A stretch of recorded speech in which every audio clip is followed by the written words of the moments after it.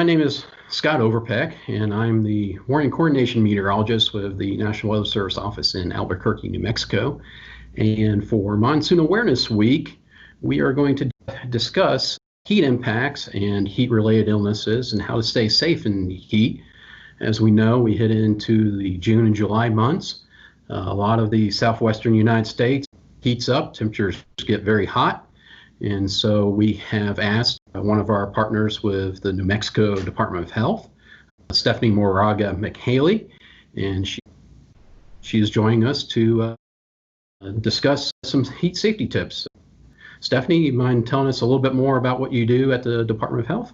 Hi, yes, Scott, thank you for inviting me. I'm the program manager for the New Mexico Environmental Public Health Tracking Program at the New Mexico Department of Health.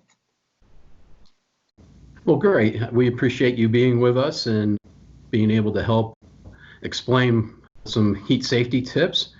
So first question, just pretty generic. What are some heat-related illnesses? What are the symptoms? What's the difference between heat exhaustion, heat stroke, and how often do these occur? So heat-related illnesses are adverse health effects that are brought about by high ambient temperatures, whether indoors or outdoors. The spectrum of heat-related illness can range from heat rash and heat sunburn, or sunburn to heat cramps, heat exhaustion, and most severely, heat stroke. With heat exhaustion, you see heavy sweating, cold, pale, clammy skin, and a fast, weak pulse. But with heat stroke, a person's core temperature begins to rise dangerously, up to 103 degrees or more, and their skin will be hot and red, and they will have a fast, strong pulse, and they may act confused. Symptoms for both that are common include nausea, dizziness, and headache. Besides death, heat-related illness can cause permanent adverse health effects such as brain, heart, and kidney damage. That's some great information. Great to have to be able to keep track of your body when you're outside and those types of things. So it's good to have those kinds of things in our mind when we're working outside. Speaking of working outside, it is June now, getting ready to be July, hitting that peak time that we're getting the hot temperatures during the summer. As we get further into July, what are some things that, some advice that you can give people looking to stay safe from the heat? Well, the primary way to prevent heat-related illness is to stay hydrated, stay in the shade, and take rest breaks if you're working or playing outside. And it's best to drink plain water to stay hydrated, as drinks with caffeine, alcohol, or a lot of sugar can be dehydrating.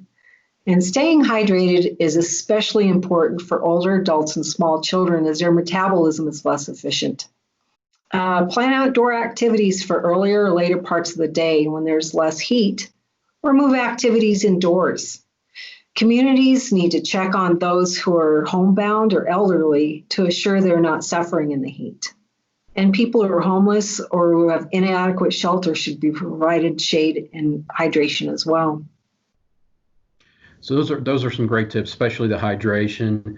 And that's something that even the workforce has to keep in mind. So do you have any tips for outdoor workers, construction workers, those that work in warehouses? What can they do to recognize the symptoms? And if they do recognize the symptoms, what can they do?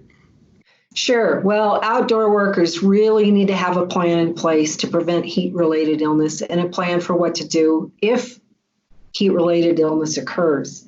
So employers need to make sure there's adequate shade for workers to rest and plan for frequent hydration breaks and provide water. Allow workers to acclimate slowly to rising temperatures by increasing their exposure slowly over time. Train workers on how to recognize the symptoms of heat-related illness in themselves and the signs in their coworkers, so they know what, and have them know what to do if they experience HRI, heat-related illness. Call 911 immediately if a person appears to be in heat stroke, as this is a life-threatening condition. Great. Those are some fantastic ideas to keep in mind. We're going to kind of shift gears because during the summer, people run a lot of errands. So what about vehicle safety? Well, it's really important to keep kids out of hot cars because the temperature can rise 20 degrees in a matter of minutes.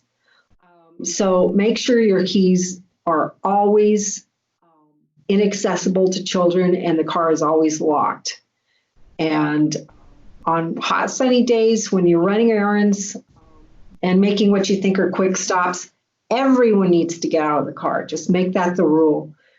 And that includes children of all ages, adults, elders, and your pets. And keep water with you to hydrate between stops. Stephanie, those are great tips, and we appreciate you being here with us, being willing to talk with us about heat safety.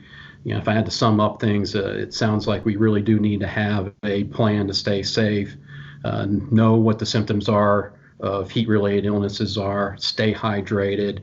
And all these things really do apply for the southwestern U.S. and really anywhere across the United States that's dealing with the heat. So we thank you for your time and appreciate you being able to talk with us. Well, thanks for having me, Scott. Take care. Thank you.